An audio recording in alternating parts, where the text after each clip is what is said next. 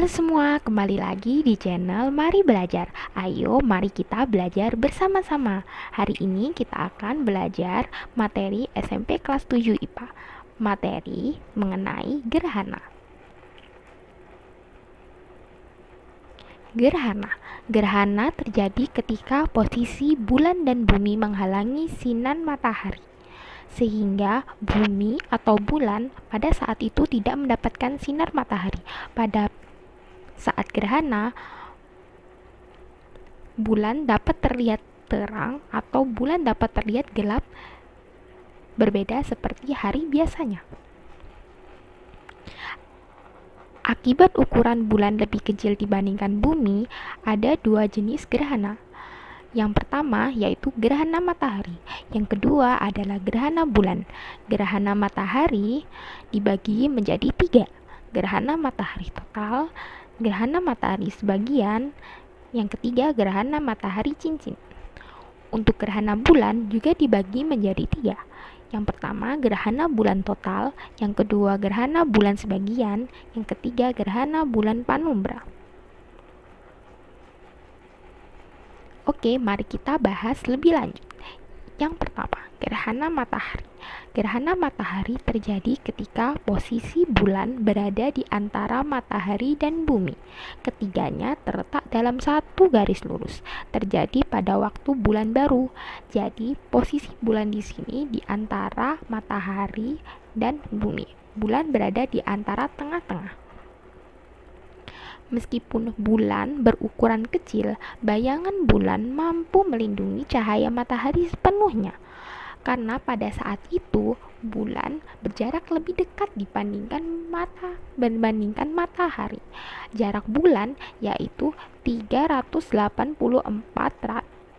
km dan jarak matahari 149.680.000 km.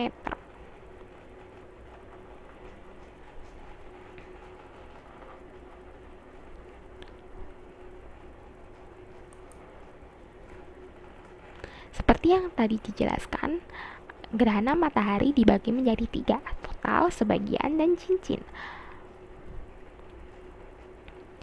Ini adalah posisi gerhana matahari, yaitu matahari, bulan, dan bumi. Bulan berada di antara matahari dan bumi atau berada di tengah-tengahnya.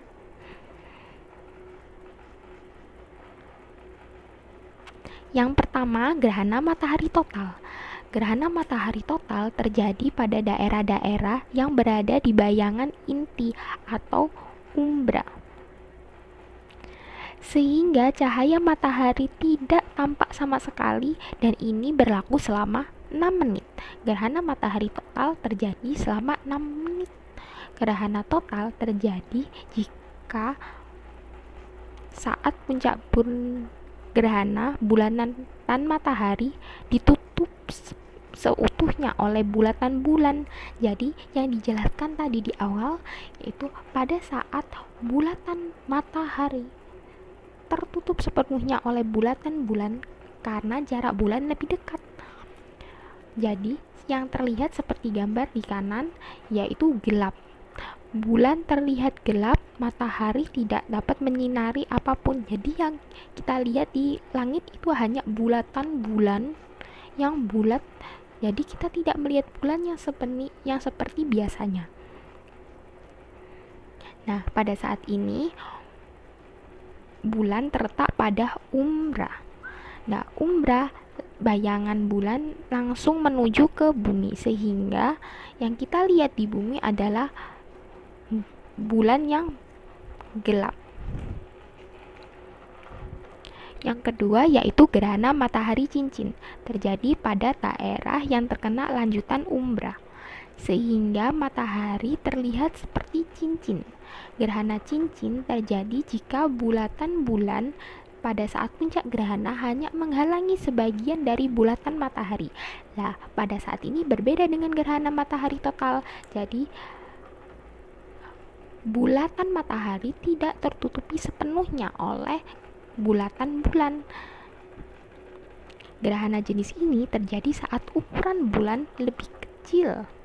bulatan bulan lebih kecil dari bulatan matahari, sehingga ketika bulatan bulan berada di depan bulatan matahari tidak menutupi seluruh bulatan matahari, maka bulatan matahari terlihat tipis-tipis di belakang yang menyerupai atau terlihat seperti cincin yang bercahaya di belakang bulatan bulan yang gelap. Karena itu dinamakan gerhana matahari cincin. Kita lihat diagramnya, itu matahari, bulan, bumi seperti gambar diagram gerhana matahari total. Bedanya di sini bayangan umbra tidak langsung menuju ke bumi. Jadi bayangan umbra diteruskan oleh bayangan atumbra. Jadi bulatan bulan tidak menutupi sepenuhnya bulatan matahari, sehingga seperti gambar di bawah terdapat cahaya bulatan matahari yang terlihat di bumi. Yang ketiga yaitu gerhana matahari sebagian, terjadi pada daerah-daerah yang terletak di antara umbra dan panumbra, sehingga matahari terlihat hanya sebagian. Gerhana sebagian terjadi jika bulatan bulan pada saat puncak gerhana hanya menutupi sebagian dari bulatan matahari.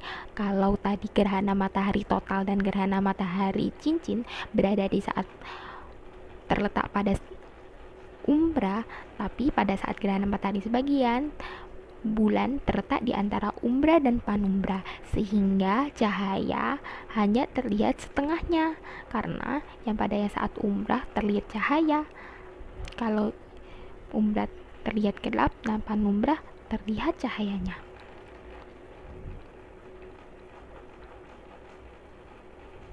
Oke, dari tadi kita